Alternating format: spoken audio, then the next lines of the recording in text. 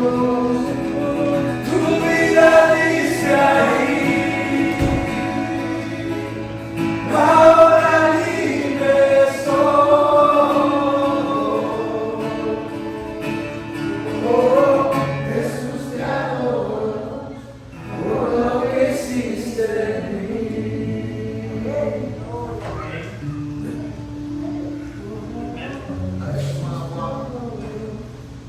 Por lo que hiciste de mí. Dios les bendiga, bienvenidos todos, hermanos. Es un placer poder estar aquí de nuevo compartiendo con ustedes. Como les he dicho anteriormente, una de las tareas principales en el colegio bíblico es preparar sermones y lecciones. Lo bueno que soy pastor, ¿verdad? Y predico. Así que cuando tengo que hacer una lección, pienso en la iglesia. Y cada lección que hago, que se me pide, la compongo, pero pensando en ustedes en mente. Y el mensaje que se me pidió este lunes pasado en el colegio fue tocante la Santa Cena, o la Última Cena. Nos dan nos dan una hoja, tenemos casi alrededor de unos, que yo fui el último, casi tengo 3 meses para preparar mi sermón. Lo que hice cuando se me dio el tema de la Última Cena, dije, ¿qué voy a compartir? No se me viene nada a la mente, pero siendo aquí de los Estados Unidos, ¿verdad?, que practican la pena de muerte, pensé en la Última Cena que se ofrece antes de ser ejecutados los criminales. Y lo que empecé a hacer, hermanos, es hacer una investigación. Empecé a hacer una investigación tocante la Última Cena de un prisionero antes de ser ejecutado. Vi muchos videos, varias horas estuve viendo documentales tocante a personas que les dicen, ¿cómo te sientes al saber que en una hora te van a poner una inyección letal y vas a tomar tus últimos suspiros? ¿Cómo te sientes tú al participar a la mesa de tu última cena aquí en este mundo? Y hermanos, hay unos videos que duran 4 horas, investigan desde dónde nació el prisionero, su familia y X, pero el resultado que vi, hermanos, yo encontré algunas similitudes entre la última cena de un prisionero y la última cena de Jesús. Y esta es mi investigación que hice. Si tienes tu Biblia, te invito a que me acompañes a Mateo 26, del 17 al 29.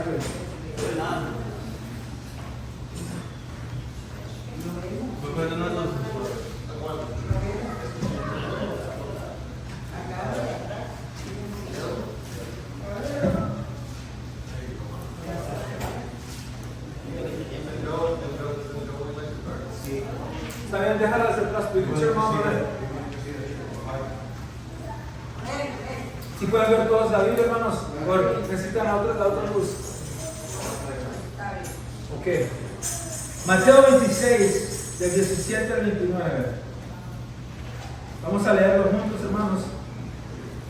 Mateo 26, 17 al 29.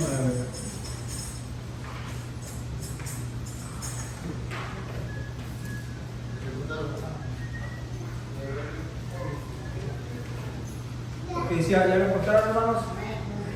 Mateo 26, 17 al 29. Dice así, hermanos: el primer día de la fiesta de los panes sin levadura, vinieron los discípulos a Jesús diciéndole: ¿dónde quieres que preparemos para que comas la Pascua? Y él dijo: id a la ciudad a cierto hombre y decidle: el maestro dice, mi tiempo está cerca, en tu casa celebraré la Pascua con mis discípulos. Y los discípulos hicieron como Jesús les mandó y prepararon la Pascua. Cuando llegó la noche, se sentó a la mesa con los 12, y mientras comían dijo: de cierto os digo que uno de vosotros me va a entregar. Y entristecidos en gran manera comenzó cada uno de ellos a decir: soy yo, Señor. Entonces él respondiendo dijo: el que meta la mano conmigo en el plato, ese me va a entregar. A la verdad el Hijo del Hombre va según está escrito de él, mas hay de aquel hombre que porque el Hijo del Hombre es entregado, bueno le fuera a ese hombre no haber nacido. Entonces respondiendo Judas, el que le entregaba, dijo: soy yo, maestro. Le dijo: tú lo has dicho. Y mientras comían, tomó Jesús el pan y bendijo y lo partió y dio a sus discípulos y dijo: tomad, comed, este es mi cuerpo. Y tomando la copa, habiendo dado gracias, les dio diciendo: bebed de ellas todos, porque esta es mi sangre del nuevo pacto, que por muchos es derramada para la remisión de los pecados. Yo os digo que desde ahora no beberé más de este fruto de la vid, hasta aquel día en que lo beba nuevo con vosotros en el reino de mi Padre.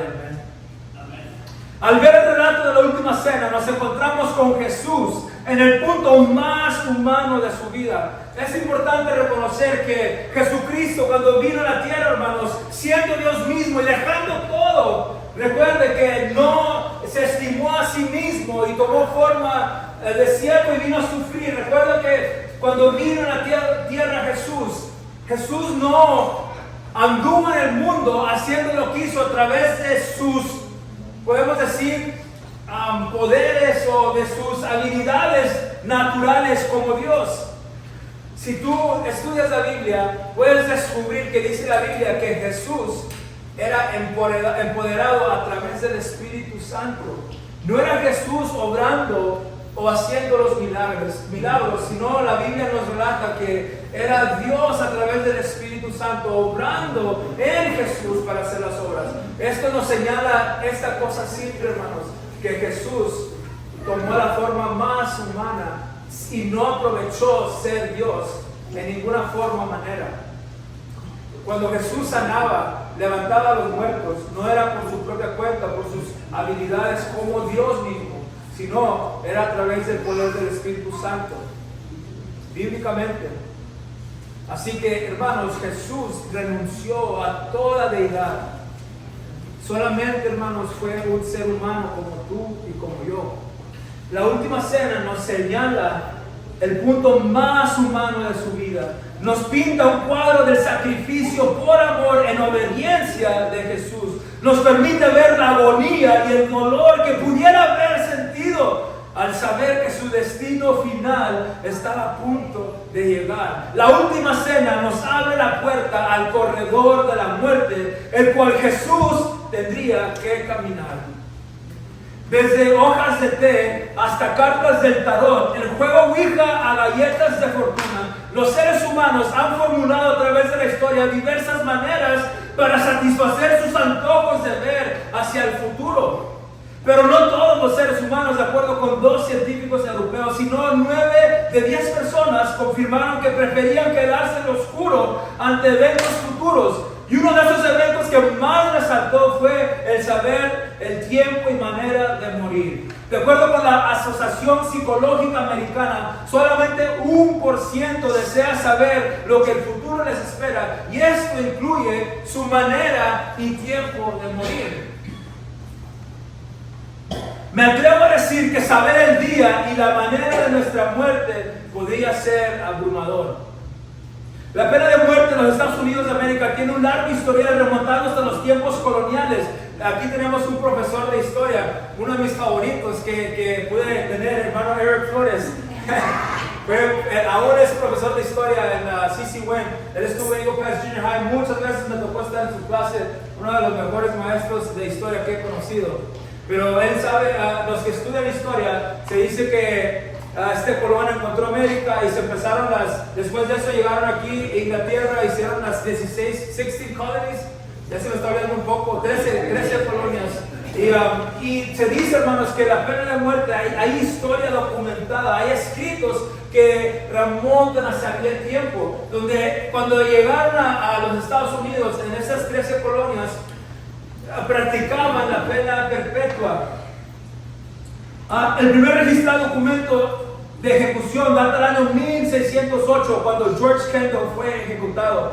Pero desde su reinstalamiento en 1976 se quitó por un tiempo porque decían que violaba los derechos humanos y muchas otras cosas, pero en 1976 se volvió a restablecer. Desde aquella fecha hasta el día de hoy, 1617 personas se han ejecutado. Se dice que 2 horas antes de su ejecución, los prisioneros son servidos la famosa última cena. Para que sea aprobada, es requerido que la entreguen su pedido 3 días antes de su muerte.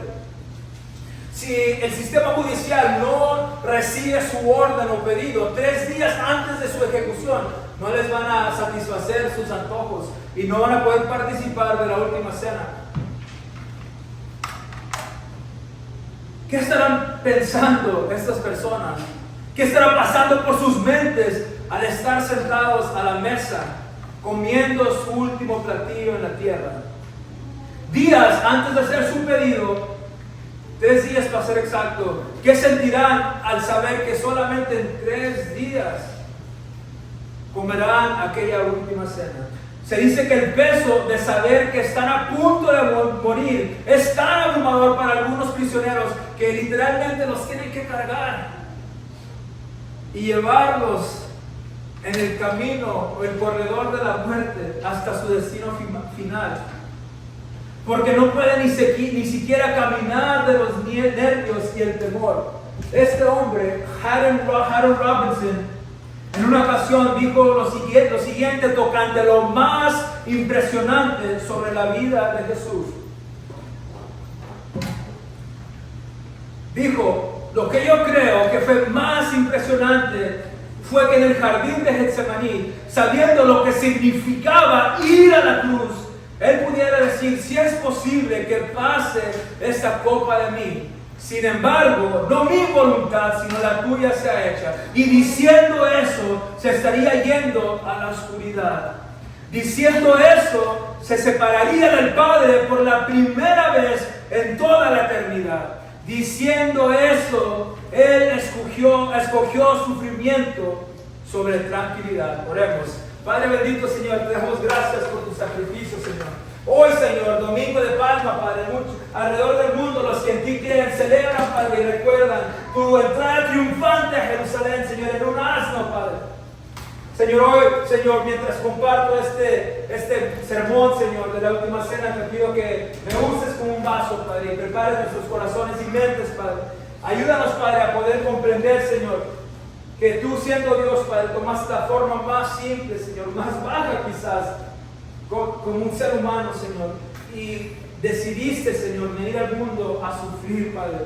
Pero esto fue para mí, Señor, fue por mí y para nosotros, y esto te agradecemos, Padre. Tu nombre oramos, Cristo Jesús. Amén. Jesús, hermanos, escogió la muerte sin merecerla. Escogió ser ejecutado como un criminal, pero no por haber cometido algún crimen horrendo como algunos otros. A diferencia de muchos de los prisioneros en el corredor de la muerte, o como lo conocemos nosotros, Death Row. Si han escuchado de Death Row, ese es el corredor de la muerte. Como se le conoce, Jesús por amor decidió caminar ese camino hacia Gólgota. Ese fue el camino o el corredor de la muerte de Jesús, su camino hacia Gólgota.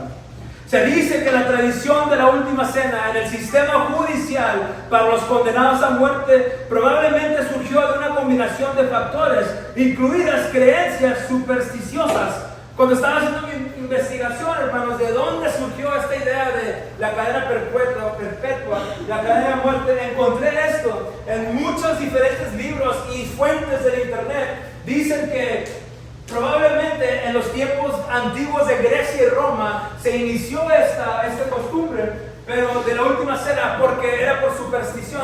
Tenían miedo que había una persona que se encargaba de encaminar al prisionero, llevarlo hacia su destino, los colgaban o les cortaban la cabeza, o les tiraban balazos.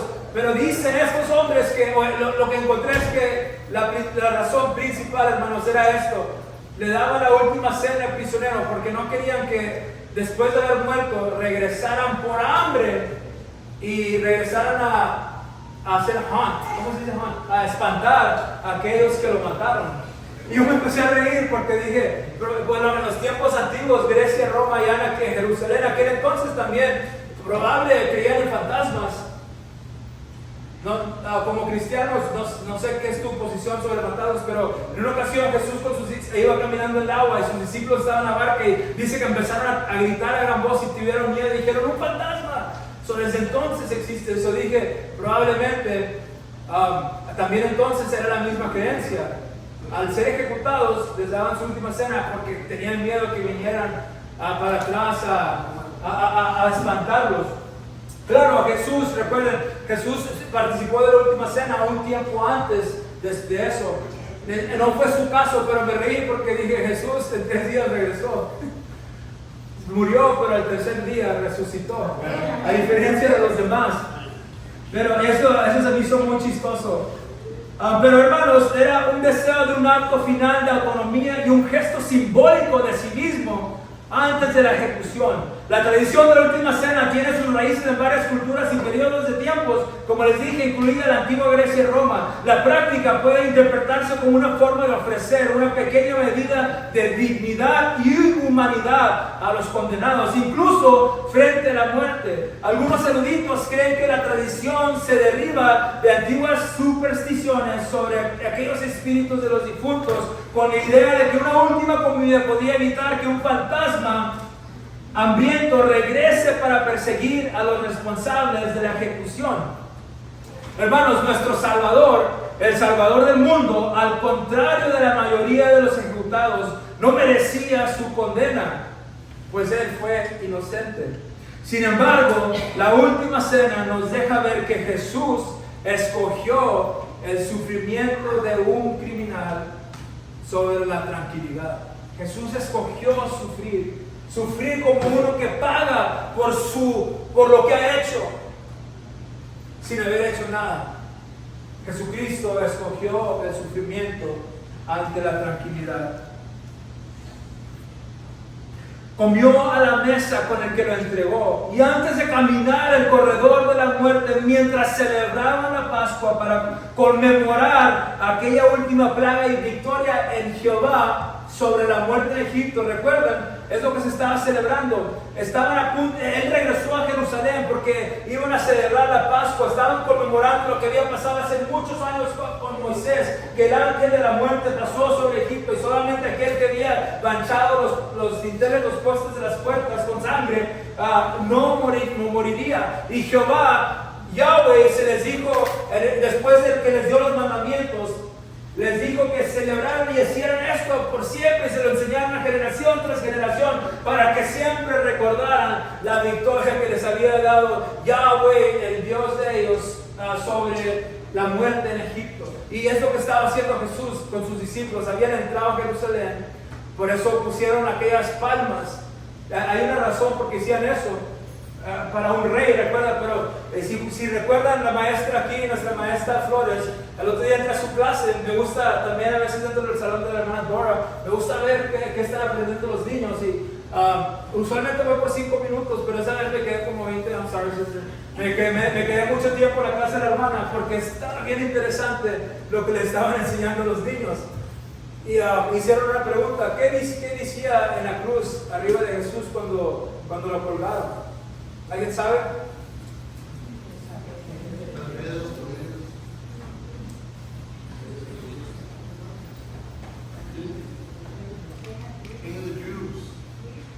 Sí, tenía algo arriba. ¿Qué decía Pedro?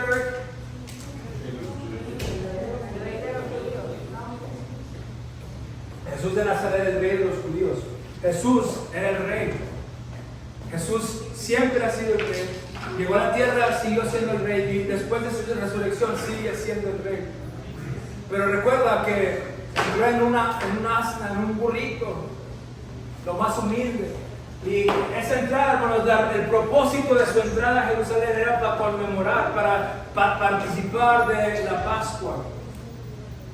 Pero simbólicamente, hermanos, Jesús estaría entregando su cuerpo y su sangre. Recuerda que en la última cena dijo que tomó el pan y lo partió y dio gracias y dijo: tomad, comed, este es mi cuerpo que por vosotros es partido. Asimismo tomó también la copa y después de haber dado gracias dijo: bebed, les dijo también que bebieran: este es mi sangre que por vosotros es derramada. Así que los discípulos no entendían lo que estaba pasando, hermanos. Pero Jesús estaba consciente. Él estaba consciente que estaba participando de su última cena. ¿Qué estuviera pensando Jesús? A continuación estaremos viendo algunas similitudes entre los eventos que rodeaban la última cena del prisionero en Death Row o el corredor de la muerte dentro del sistema judicial y los eventos que rodeaban la última cena de Jesús. Número 1, la condenación, sentencia a muerte. Antes de que el prisionero pase a la mesa, es decir, que se siente a comer su última cena, o sea condenado y califique para aquella última cena, primero es necesario que reciban su condena. Después de mucha anticipación, algunos duran 20 años esperando su condena. Después de mucha anticipación, de no estar seguros de su futuro, al recibir aquella condena, donde el juez está con un martillo y hace... Después de recibir su condena, los acusados describen sentir una impotencia extrema. Dicen que la sangre se les baja hacia los pies, su mundo se les derrumba. El recibir la noticia públicamente en corte que serán condenados a ejecución acarrea algo inexplicable sobre ellos. Algunos hasta se desmayan por el peso de escuchar su sentencia. Ahí en la corte, mientras el juez dice y lo sentencia a muerte, muchos se desmayan y se caen por escuchar aquella sentencia tan fuerte. Un poco antes de la última cena, Jesús públicamente afirmó su sentencia. Está en Mateo 26, del versículo 6 al 8, y luego después en el 10, ahí en el mismo capítulo, del 10 al 12, es donde vamos a estar leyendo, pero acá hasta arriba. Y estando Jesús en Betania, en casa de Simón el leproso, vino a él una mujer con un vaso de alabastro de perfume de gran precio y lo derramó sobre la cabeza de él, estando sentado a la mesa. Y ahí en el mismo capítulo, versículo 10, adelante dice: y entendiéndolo Jesús les dijo: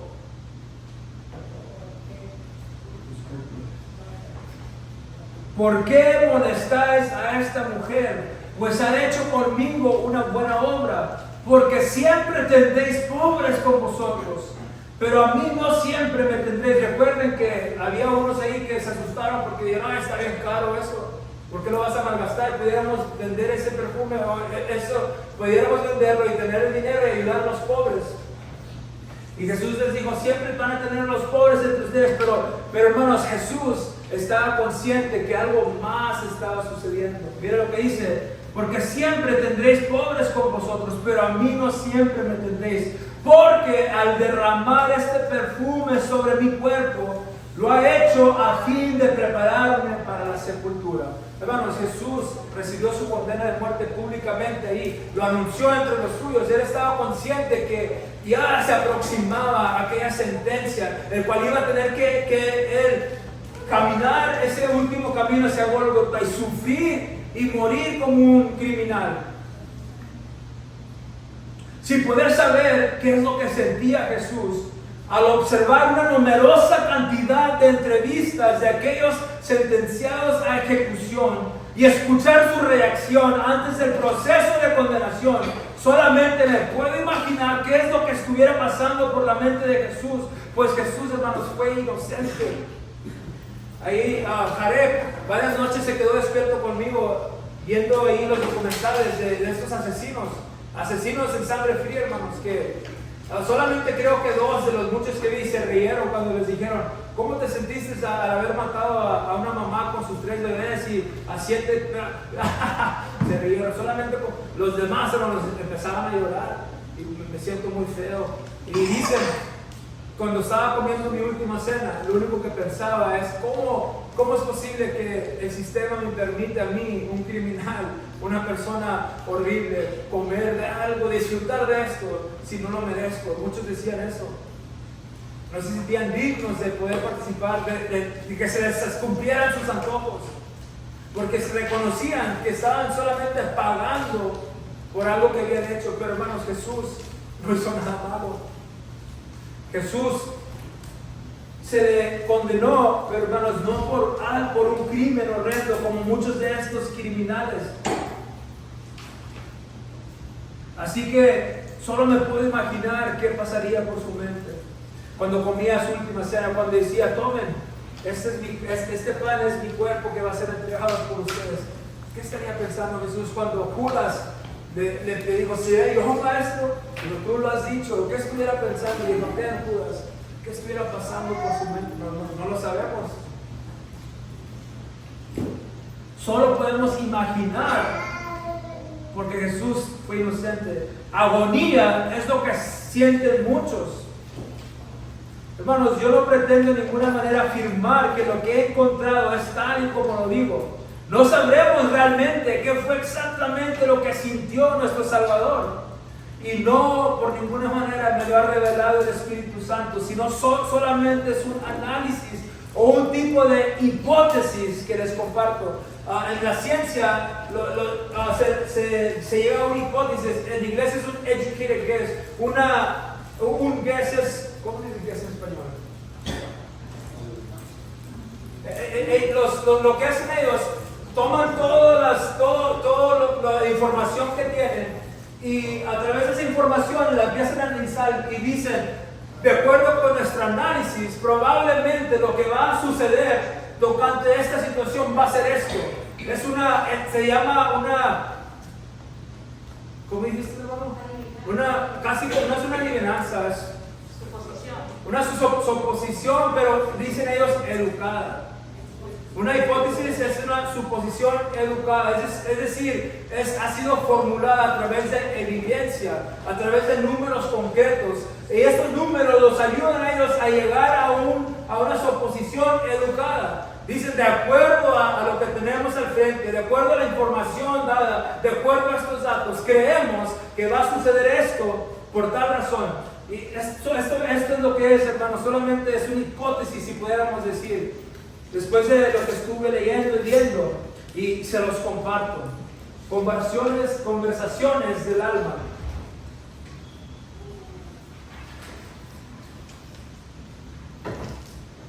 Un poco después de la última cena de los prisioneros que serían ejecutados, se les permite hablar con algunos de sus seres queridos o conocidos. Se ha dicho que es en este momento que el prisionero abre su corazón y se expresa de una manera muy íntima, pues será su última conversación antes de pasar a la muerte. Algunos de los prisioneros que son entrevistados comparten que fue en este momento un momento crucial donde pudieran reflexionar con sus conocidos o seres queridos.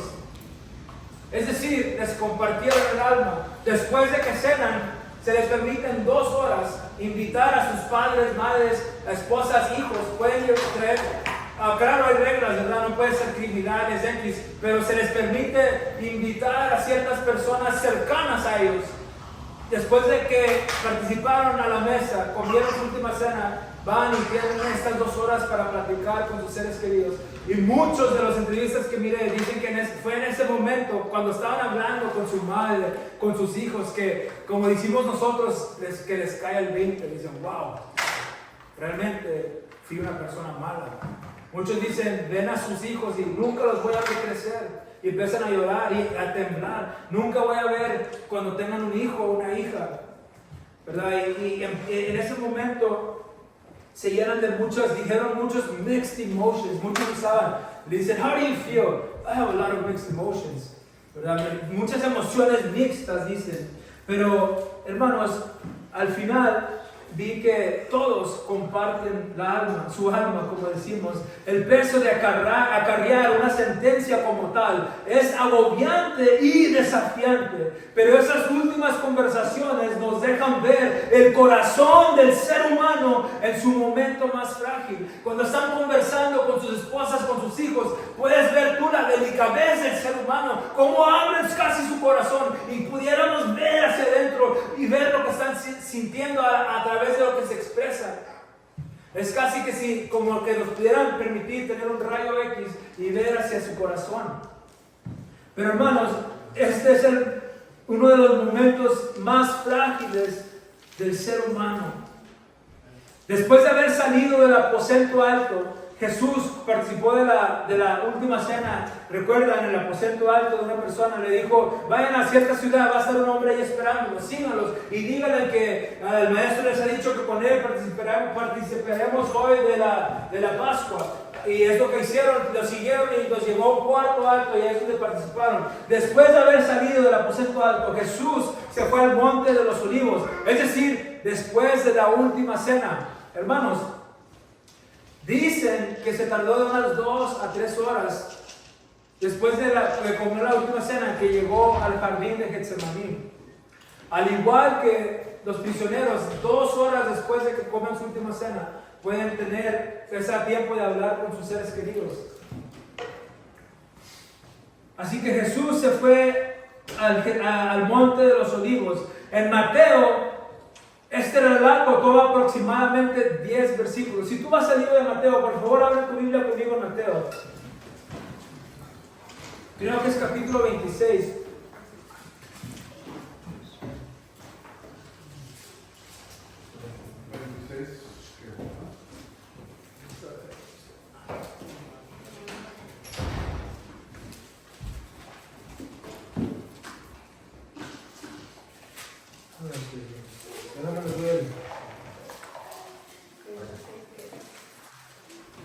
...26...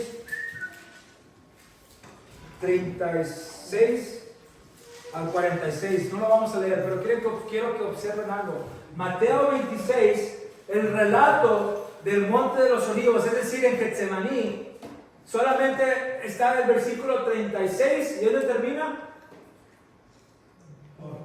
46. Si usted nota, es que el 47 ya es, mientras todavía hablaba, vino Judas, uno de los 12, y habla del arresto de Jesús. Ya terminó el relato que Mateo incluye sobre Getsemaní. El relato de Getsemaní en Mateo solamente son 10 versículos, ya, para que entiendan lo que estoy hablando. Ya vieron que solamente del versículo 36 al 46 es lo único que Mateo ofrece de lo que pasó en Getsemaní. ¿Sí ya lo vieron? Ok. En Lucas, en Marcos también son 10 versículos del relato sobre Getsemaní. En Lucas, el relato de Getsemaní, es decir, donde la Biblia habla ahí en Lucas de lo que aconteció en el monte de los olivos en Getsemaní, solamente también dura 7 versículos, o son 7 versículos. Pero en el libro de Juan, hermanos, son 5 capítulos. Mateo, Marcos y Lucas solamente usan 10 versículos o 7 versículos para describir lo que aconteció en el monte de los olivos. Pero Juan nos proporciona 5 capítulos. O 4 y medio, porque el capítulo que empieza, el primer capítulo, creo que empieza como hasta el verso 13 o algo así. Puede ser 5 capítulos o 4 y medio, dependiendo cómo lo veas. Pero son aproximadamente 147 versículos en el libro de Juan que habla del acontecimiento en Getsemaní. Mateo, Marcos y Lucas solamente ofrecen 10, nada de información. Juan nos da a profundidad lo que ocurrió, lo que se habló durante Getsemaní. Así que Jesús en Getsemaní habló de lo siguiente. Nos proporciona Juan la conversación de Jesús con sus discípulos, con aquellos seres queridos que iban a compartir su alma, que iba a hablar las últimas palabras antes de morir aquí, antes de dejar de existir en la tierra. Y esto es lo que habló, aquel momento íntimo que les decía de los prisioneros, donde abren su corazón. Jesús hizo lo mismo antes de ser ejecutado, después de haber comido la última cena. Se abrió su corazón. Hermanos, Jesús estaba en una agonía profunda. Jesús estaba sufriendo. Jesús tenía un dolor inmenso por saber que estaba a punto de morir. Jesús estaba en todos sus sentidos como ser humano, conscientes de lo que le esperaba. Al ver todos estos reportajes de todos los prisioneros, hermanos, Puedes ver tú el dolor y sufrimiento. Ahora imagínate pasar todo eso sin merecerlo. ¿Cómo se sintió Jesús? Es lo que probablemente estaba pasando. Jesús en Getsemaní habló de un nuevo mandamiento. Dijo, ámense unos a otros. Jesús habló de la negación de Pedro. Habló del camino al Padre, que es el mismo. Dijo, yo soy el camino. Habló de la promesa del Espíritu Santo. Habló del mismo como la vid verdadera. Habló del mundo que los aborrecerá a los suyos. Les dijo que si a mí me odiaron primero, el mundo también los va a odiar a ustedes. Habló también de la obra del Espíritu Santo. Habló de la tristeza que se convierte en gozo. Habló de él mismo como la esperanza del mundo, pues venció al mundo. Y por último oró por sus discípulos. Hermanos, indudablemente Jesús abrió su corazón. Este relato nos permite ver el corazón humano de Jesús en su momento más frágil. De acuerdo con la gran mayoría de los prisioneros que pasaron por este proceso de hablar con sus conocidos una última vez, dicen que es un proceso extremadamente doloroso. Ahora imaginémonos por un momento que estuviera pensando, pasando por la mente y el corazón de Jesús agonía y dolor, y lo puedo comprobar que eso sí es cierto. Jesús, bueno, ahí llegamos ahorita, y aquí como era para la capilla, el hermano Octavio Ruiz siempre cita a un hermano que se llama Rick Smalling, que es amigo del hermano Martín, y siempre dice, el hermano está hablando de algo, como estamos ahorita hablando de lo que Jesús habló, y luego dice, anyways, para cambiar el tema, ¿verdad?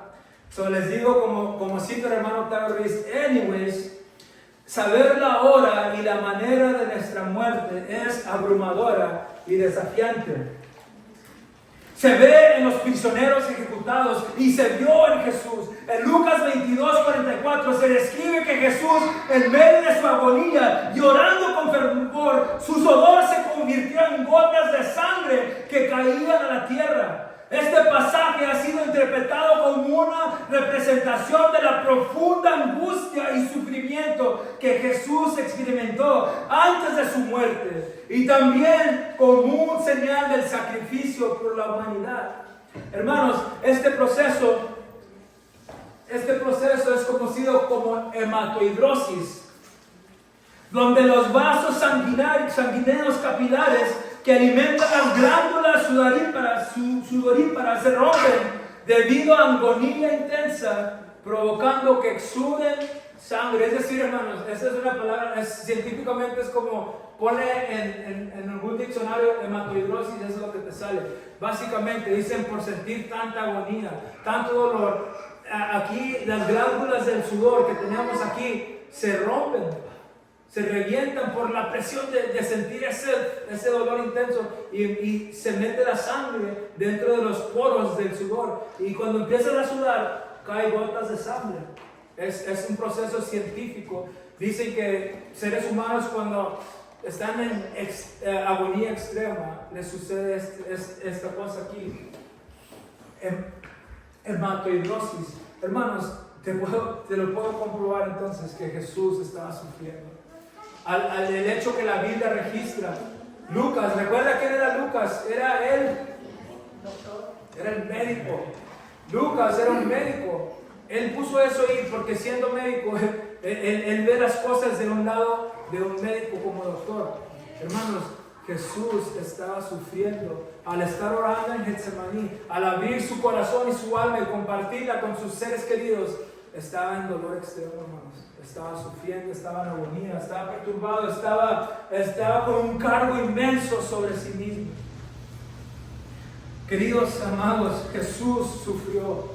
Isaías 53:3 dice: despreciado y desechado entre los hombres, varón de dolores, experimentado en quebranto, y como que escondimos de él el rostro, fue menospreciado y no lo estimamos.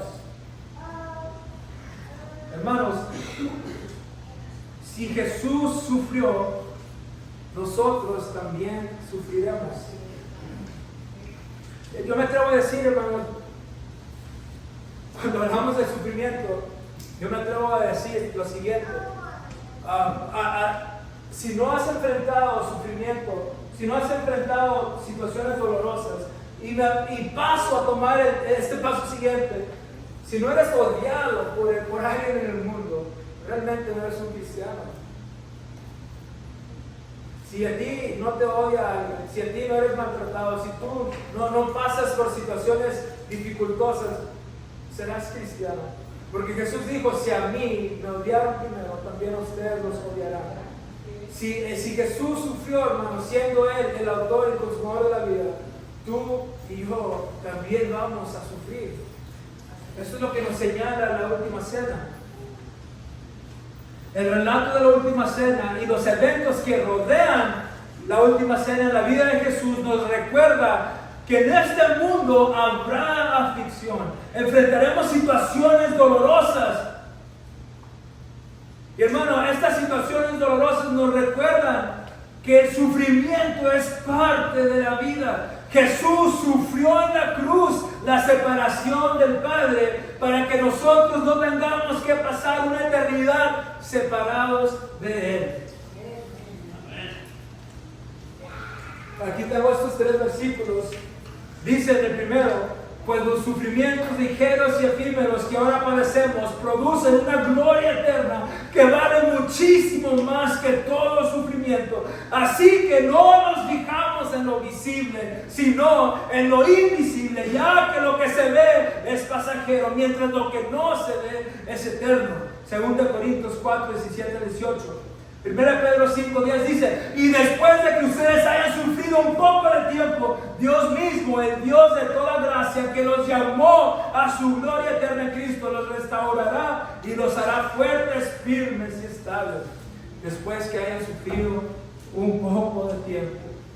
1 Pedro 4:13 dice, al contrario, alégrense de tener parte en los sufrimientos de Cristo, para que también sea inmensa su alegría cuando se revele la gloria de Cristo. Dichosos ustedes si los insultan por causa del nombre de Cristo, porque el glorioso Espíritu de Dios reposa sobre ustedes. Que ninguno tenga que sufrir por asesino, ladrón o delincuente, ni siquiera por entrometido. Pero si alguien sufre por ser cristiano, que no se avergüence, sino que alabe a Dios por llevar el nombre de Cristo. En el relato en Getsemaní que ofrece Juan, donde Jesús abrió su corazón por los suyos, dijo esto. Después de que les dijo que iban a sufrir, que iban a enfrentar persecución, que iban a ser odiados, después que les dijo todo esto, les dijo, todas estas cosas yo les he dicho para que en mí tengan paz. En el mundo habrá conflicto, pero sé de buen ánimo, yo he vencido el mundo. Juan 16:33. Hermanos, Jesús no merecía ser ejecutado, pues fue inocente. Jesús escogió sufrir. Al enfrentar situaciones difíciles y dolorosas, escojamos a Jesús. Hermano, muchas veces, cuando sufrimos, lo que menos escogemos es Jesús. Cuando sufrimos, escogemos gritar, enojarnos, culpar, 1000 cosas, pero jamás escogemos a Jesús. ¿Qué significa? Al enfrentar situaciones difíciles y dolorosas, escojamos a Jesús. ¿Qué significa eso? Es decir, Señor Jesús, tú sufriste, tú pasaste por eso. Dice la Biblia que como un cordero fue la cruz. Si tú has visto algún día degollar una borreguita, hermanos, no hace ruido. Tú la puedes estirar y no gritan como las chivas. Silenciosamente se van al matadero. Y dice la Biblia que así fue Jesús. Cuando tú estés sufriendo y estés enfrentando momentos difíciles en tu vida, de toda clase, incluso si has de morir injustamente, escoge Jesús, pues Él te escogió a ti primero. Vamos a orar, hermanos. Padre bendito, Señor, que estás en los cielos, Padre, en este tiempo, Padre, te queremos agradecer, Señor, por tu sacrificio, Señor, que tú escogiste, Padre. Como dijo el predicador Karen Robinson, Señor, siendo tú Dios mismo, Padre, pudiendo haber escogido, Señor, que pasara de ti esa copa, tú escogiste ser separado de tu Padre por primera vez en toda tu existencia. Tú escogiste, Señor, pasar a la oscuridad, Señor. Tú escogiste, Señor, sufrimiento sobre tranquilidad. Tú lo hiciste por nosotros, Padre. Este mundo, Señor, sabemos que en nuestras vidas, Señor, los problemas, la aflicción, el dolor, Señor, es mucho a veces, Padre. Y a veces, Señor, dejamos que esto nos empuje lejos de ti, Señor. Pero, Padre, espero que al ver, Señor, el relato de la última cena, Señor, a ver, Señor, todo lo que enfrentaron, Señor, aquellos criminales, Padre, y lo merecían, si podemos decir, Señor. Tú no, Padre. Al poder descubrir esto, Padre, indudablemente, Padre, podemos decir, Señor, que tú sufriste, Padre, demasiado, Padre. Desde que desde que fue anunciada, Señor, públicamente tu ejecución, cuando fuiste ungido por aquella mujer, Señor, en la casa de aquellos con los que comías, sentado a la mesa, Padre. Desde ese momento tú sabías, Padre, lo que estaba pasando, Señor. Cuando participaste de tu última cena, Señor, junto al traicionero, junto a aquel que te entregó, Padre, tú mostraste amor, Señor. Pero, Señor, sabías que iba a ser tu última cena, Padre. Mientras orabas en Getsemaní, Padre, mientras compartías tu corazón, Señor, caían gotas de sangre de tu frente, Señor, porque estabas en agonía extrema, Señor, porque estabas consciente de lo que estaba a punto de venir a tu vida. Y tú decidiste, Padre, ser obediente a eso, Señor. ¿Qué nos espera a nosotros, Padre? Ayúdanos, Padre, a recordar en medio de nuestros problemas, Padre, que no hemos sufrido más que tú, Señor. Dice tu palabra que también podamos cobrar gozo en esto, que alrededor del mundo entero miles de cristianos están enfrentando los mismos padecimientos que nosotros. Señor, no estamos solos, Padre. El sufrimiento, dice Santiago, que lo veamos con sumo gozo cuando nos encontremos en diversas pruebas, Padre. Señor, hay algo que alcance el sufrimiento y el dolor en nuestras vidas, Padre. Ayúdanos a enfrentar, Señor, este sufrimiento como lo enfrentó tu Hijo, Señor, como Jesús. Y ayúdanos a escoger a Jesús, Señor, en medio del sufrimiento. Es decir, ser fiel como Él hasta la muerte, ser obediente como Él fue. Y a pesar de nuestros sentimientos emocionales, Padre, reconocemos que obediencia a ti es el mejor sacrificio. Gracias, mi Dios. En tu nombre oramos, Jesús. Amén. Dios te bendiga, hermanos. Si hay alguna persona que quiere que oremos por usted, los invito ahorita podemos orar por usted como iglesia.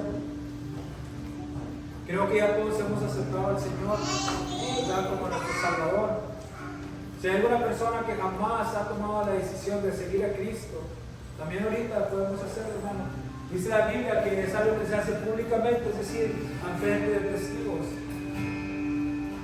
Solamente es cuando reconoces que el Señor te está llamando y crees que Jesús fue resucitado a los muertos, crees que es el Mesías, el Salvador del mundo.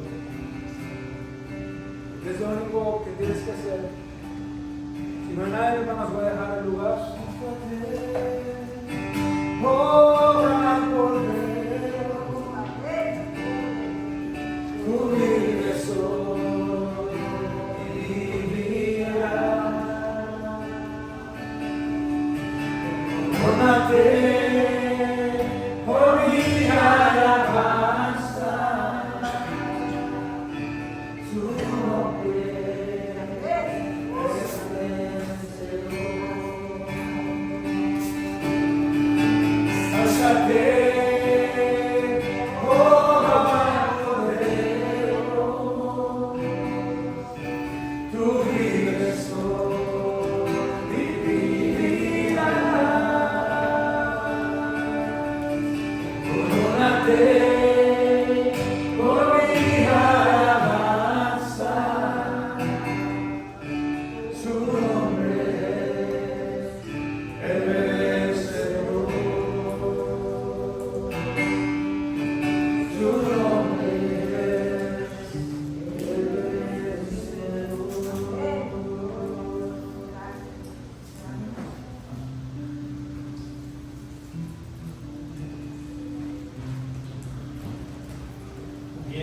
tardes. Dios te bendiga a todos. Dios te bendiga más. Doy gracias a Dios por permitirme estar aquí para compartir esta parte con ustedes. Doy gracias al pastor Dios por haberme concedido la paz. Vamos a pasar en este momento a lo que es la parte de las ofrendas y la comunión, la Santa Cena. Vamos a leer la Biblia en el libro de Segunda Carta a los Corintios, capítulo 9, versos 6 al 8. Si pueden encender la luz de aquí adelante, por favor. Gracias.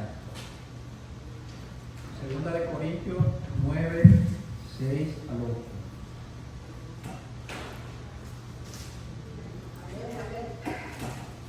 Pero esto digo, el que siembra escasamente, también segará escasamente. Y el que siembra generosamente, también segará. Cada uno dé como propuso en su corazón, no por tristeza, ni por necesidad, porque Dios ama y le adora a Él. Y poderoso es Dios para hacer que abunde en vosotros toda gracia, a fin de que teniendo siempre en todas las cosas todo lo suficiente, abundéis para toda buena obra. Amén. Bien, vamos a pasar al libro de Mateo 26, verso 26.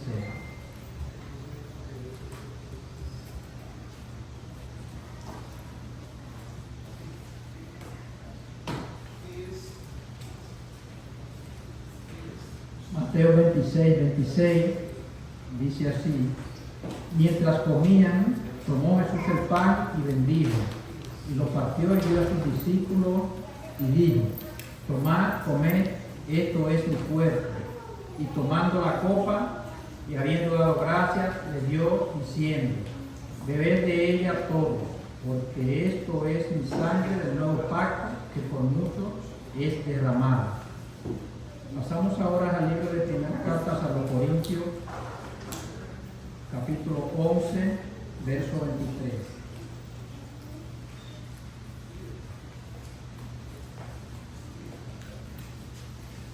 Corintios 11, 23. Porque yo recibí del Señor lo que también os es enseñado. El Señor Jesús, la noche que fue entregado, tomó pan, y habiendo dado gracias, lo partió y dijo: tomad, comed, esto es mi cuerpo, que por vosotros es partido. Haced esto en memoria de mí. Y asimismo tomó también la copa, después de haber cenado, diciendo: esta copa es el nuevo pacto en mi sangre. Haced esto todas las veces que la bebieras en memoria de mí. Así pues, todas las veces que comieres este pan y bebieres esta copa, la muerte del Señor anunciáis hasta que Él venga. Amén. Demos gracias a Dios. Oremos.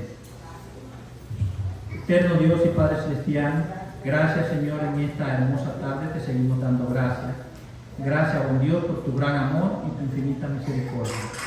Padre Celestial, oramos, Señor, por las ofrendas que van a ser depositadas, Señor. Permite, Padre amado, de que la persona que puedan ofrendar, Señor, oramos por cada uno de ellos, Señor, bendícele y suple, Señor, para que puedan seguirlo haciendo. Si hay alguno que no pueda hacerlo, Señor, también oramos por ellos, Señor, bendícele y suple para que puedan hacerlo. De igual manera, Señor, oramos por la Santa Cena, Señor.